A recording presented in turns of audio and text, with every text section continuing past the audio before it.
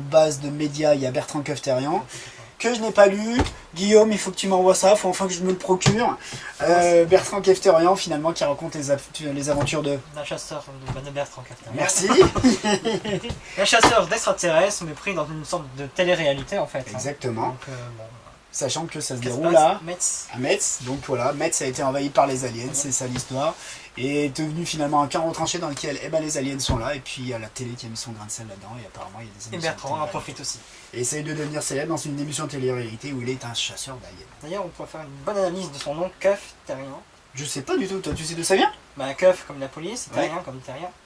Ah peut-être ça. Je sais pas. Faudra demander à Guillaume quand même. En tout cas, c'est fort troublant quand À même. Guillaume et au C'est fort Dekia troublant. Team, ouais, c'est certainement ça. Et puis on a quoi d'autre aussi dans cette nouvelle vague? Finalement il s'agit d'une nouvelle vague d'un des comics.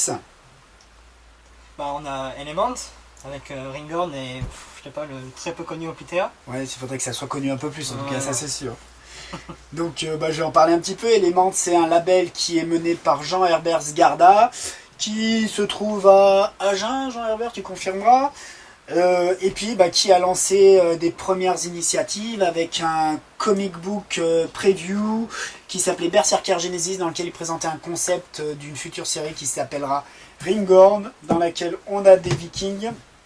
Des vikings, de la grande épopée des vikings, et tout ça c'est mélangé avec le mythe des berserkers et un peu de fantastique. C'est à découvrir puisque c'est sorti officiellement aujourd'hui, puisqu'on tourne ça le 15 septembre, donc ça sort aujourd'hui.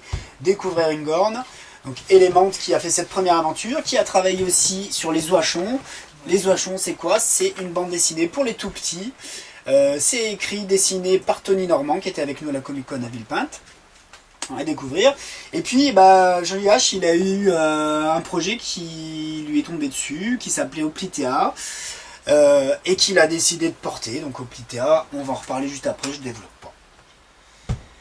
2010, c'est l'année du French Comics avec tous les projets et Strange toujours en kiosque. Oui, pourquoi? Puisque tous ces projets qu'on vient de dire, qu'on vient de nommer sortent actuellement. Nous on entend parler depuis un moment, mais ça sort en ce moment cette année. Il y a aussi la Brigade Chimérique en librairie. Tout à fait, ça je connais pas, j'aimerais bien connaître. Là, c'est Pierre-Mine qui nous dit Merci, par Pierre. téléphone. Merci.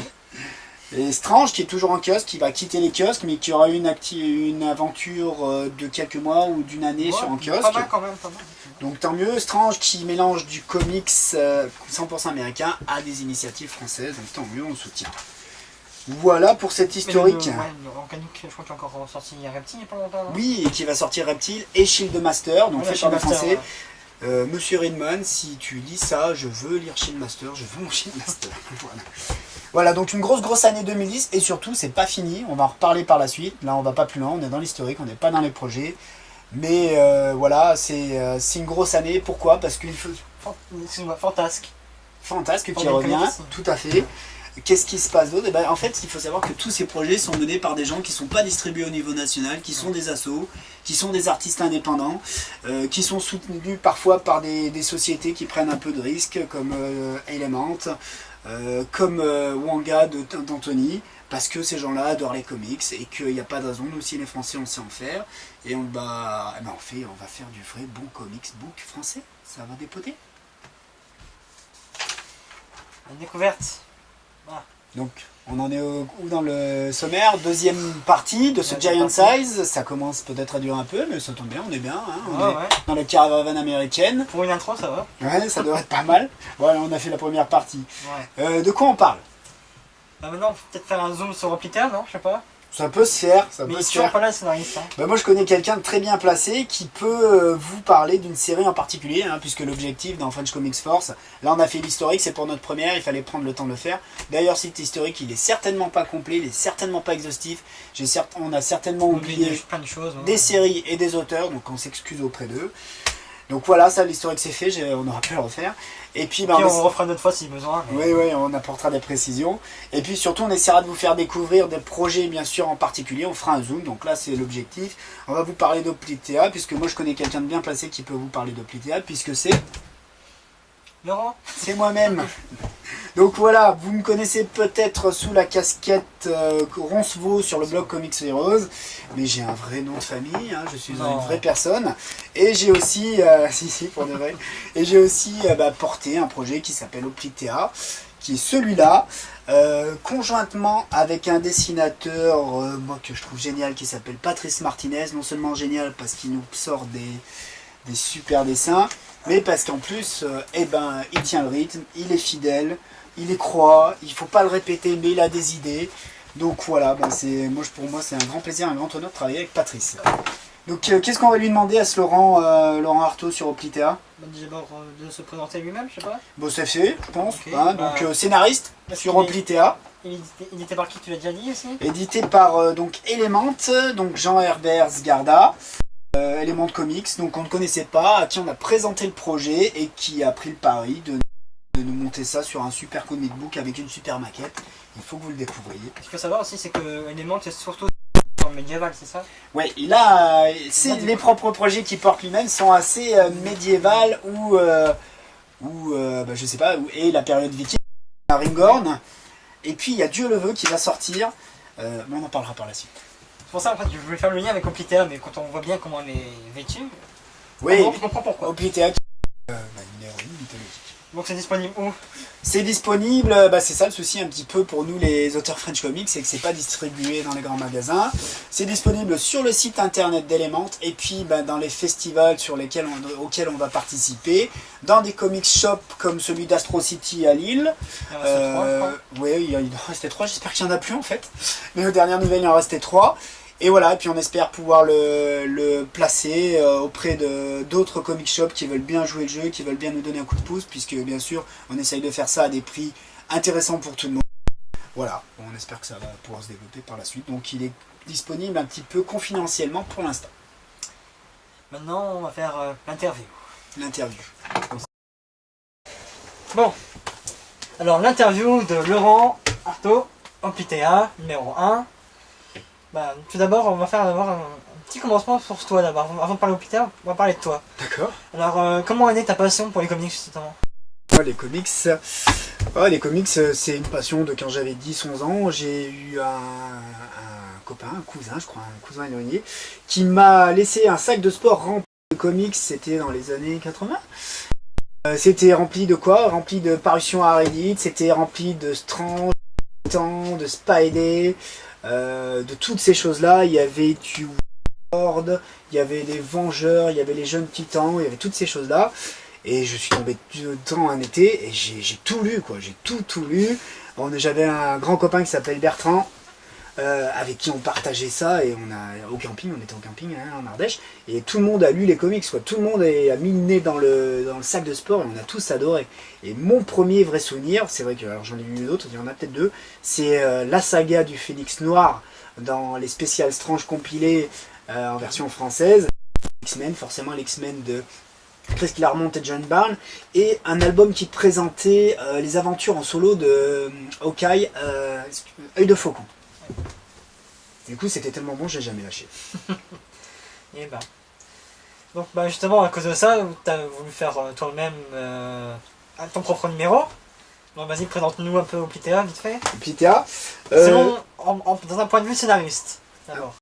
Scénariste d'abord. Tu veux que je te raconte pourquoi il est né ou l'histoire? Pourquoi il est né? Pourquoi il est né? Il est né alors en fait il est né parce que j'avais vu un concours sur internet d'un des personnages qui avait besoin d'inventer un personnage féminin. Et moi j'avais des persos en tête j'avais un perso en tête qui s'appelle Roncevaux, que vous verrez là-dedans, faut pas le dire. Et j'avais un féminin, donc ça m'a fait me poser la question, qu'est-ce que j'aimerais voir dans les comics? C'était donc il y a 4-5 ans maintenant, 4 ans. Qu'est-ce que j'aimerais voir dans les comics que je trouve pas aujourd'hui? Et que je dois en faire un personnage féminin. Et moi je suis un grand fan des légendes arthuriennes, du mythe du roi Arthur, tout ça je l'ai vu quand j'étais ado, de l'adolescence il y a peu, j'étais à fond dans les légendes arthuriennes. Et c'était une période où je redécouvrais la mythologie grecque que j'avais été enfant et collégien.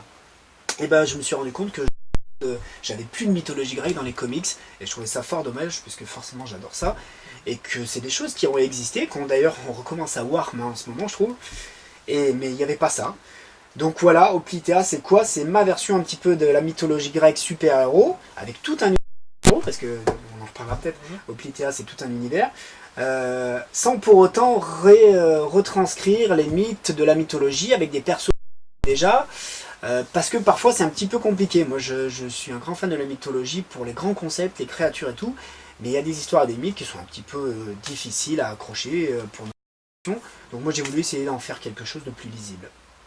Bah, justement, parle-moi un petit De l'univers d'Oplitea. Ouais. Alors Oplitea c'est quoi? C'est Sparte, donc Oplitea, on va laisser un petit peu de mystère, mais on va vous la présenter.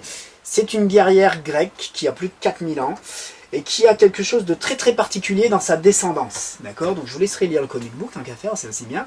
Et qui fait que c'est quelqu'un d'un peu unique.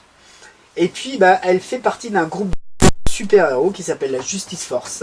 Et la Justice Force, alors certainement que quand on va lire, on va se dire ah c'est sa version de la JLA, c'est sa version des Vengeurs, tout ça.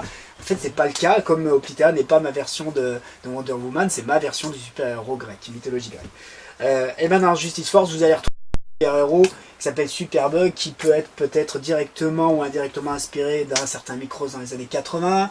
On va avoir Cresserel. Hein? de Ant-Man. Ou de Ant-Man. Non, il est plus... Oui, alors le costume, on va demander à Patrice, à Marty.